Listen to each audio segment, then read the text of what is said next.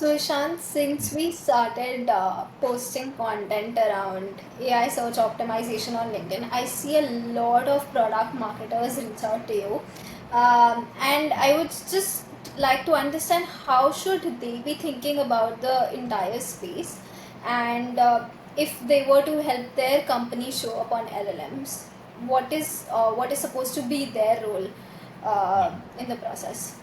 Yeah, first of all, shout out to Product Marketing Alliance because a lot of folks from there, like some of the smartest conversations I've had with product marketers were somehow all part of that community. So they're doing something right there, right? But the way product marketers should think about showing up on AI search optimization is not very different from how they've always been doing their work. So if you look at your positioning that product marketing doesn't own but does convey, there's a lot of things true about a company that just get hidden or gets misrepresented, right? I'll give a few specific examples also. But right now, for example, the way product marketing does messaging or positioning and all of that stuff is they sort of coordinate with the business teams, like very often the CEO themselves, and figure out, hey, how should we talk about this? Maybe they'll look at competition and say, okay, what are they good at and versus what we are, and then what is the gap, and talk about and focus on the gap. They can do that as well, right?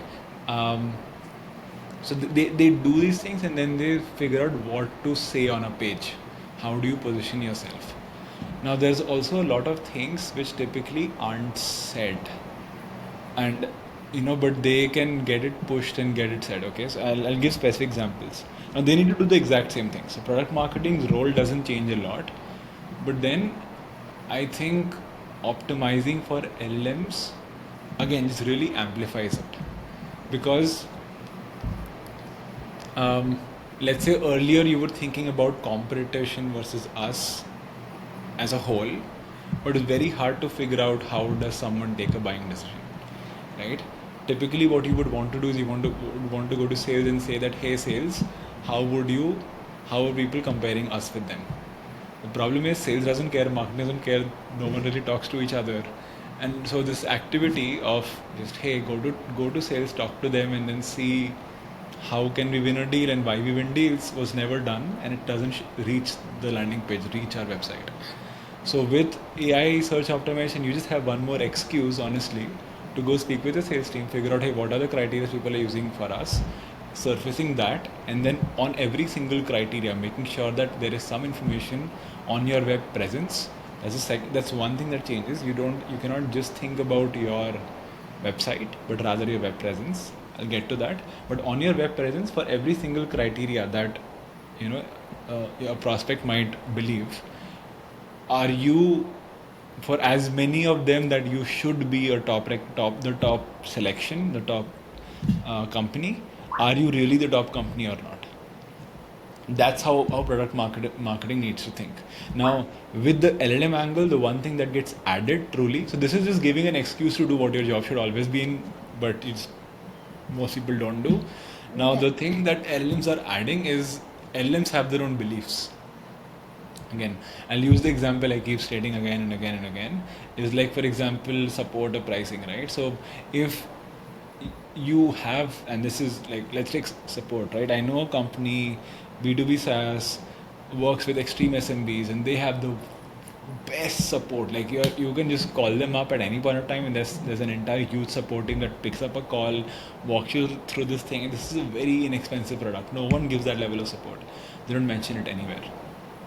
Nowhere across all of their website, across everywhere is it mentioned, and that is a big reason why people buy. So product marketers in that company haven't done a good job showcasing the things because of which they win deals anyway. That should have been front and center. Now, when we ran the Chosen report for this company, we realized that, hey, this is important. So then the product marketing team went back and said, oh, yeah, we knew it was always important. And we know this is what we say on sales calls to showcase that we have better support than everyone else and when we win the deal. Okay, take all of that information, put it on a page and put it on the website. Or you can make sections or you can say something. But that was a gap in what their job should have been, and this is just giving you a structured way to do product marketing job. Another thing could be, hey, someone might, what do LLMs believe, which maybe the sales team won't tell you, but LLMs believe that for buying a software in your category, these are the criteria I would use. Then you can optimize per criteria there as well. Again, it looks exactly the same. I'll give you an example of what we are doing at Chosenly. I'll share my screen and show this to you.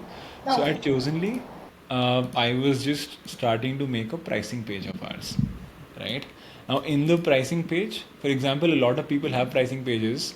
Uh, a few things that I've noted, right?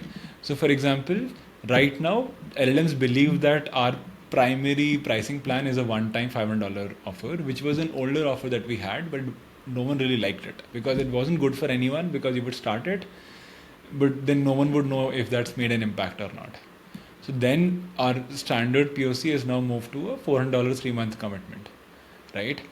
That's something that I can showcase. Now this is standard. People do this, Right. right?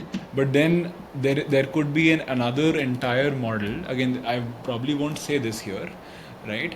But we would probably do something along the lines of saying that, hey, um, like why do the value that you're getting, because when, let's say, anyone, not just LLMs, anyone, we're thinking of pricing, the thing of value, right? So instead of saying that why it is chosen as the best pricing model, we will probably say something along the lines of, why do our customers get a lot of value, the most amount of value, what have we packed, what have we removed, Yeah. right? Because when you're doing pricing, you can always increase the price infinitely and add more and more features to it, but then also you can decide to remove a few things to to not charge your customers for it. I can talk about all of those things in the pricing page. No one does it. Now saying things like that on the pricing page will showcase that, hey, Chosenly has a very good pricing model. And when Right. someone, whether it's a human or an LLM, when they read that content, they will be more likely to go with us or recommend us. That was again always the job product marketing, and now again through this exercise they're getting a chance to do it. There's one more thing that sometimes LLMs lie about you. Again, Chosenly can help you figure out what that is, and when they do, then you can just go back and force different teams to make the changes needed to make sure it's not lying about you. But yeah, those are broadly the two things. One is just doing your job. This is now Chosenly is giving you the tool needed to actually do it well. And now the other Yeah. one. Okay. Perfect.